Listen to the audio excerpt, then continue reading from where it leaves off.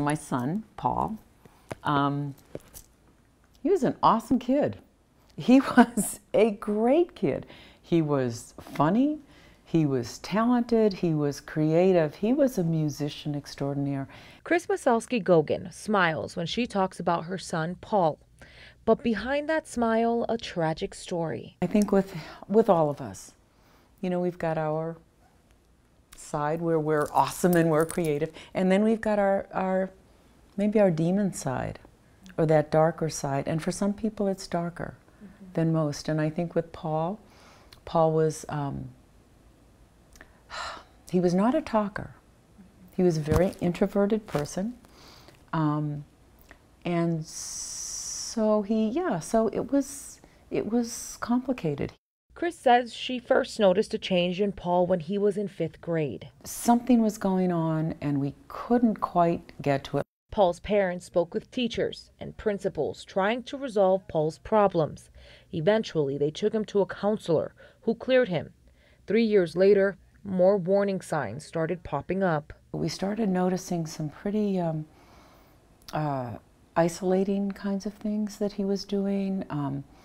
He had some friends, but he really chose to be in his room a lot.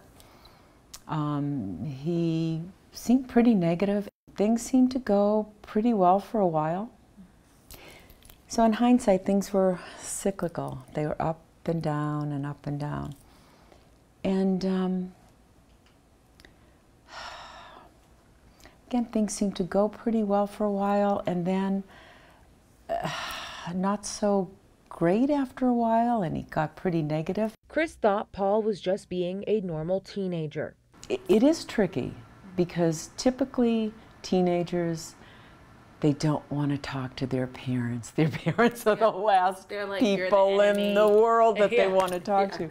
Being unable to talk about that, he kept it in his heart.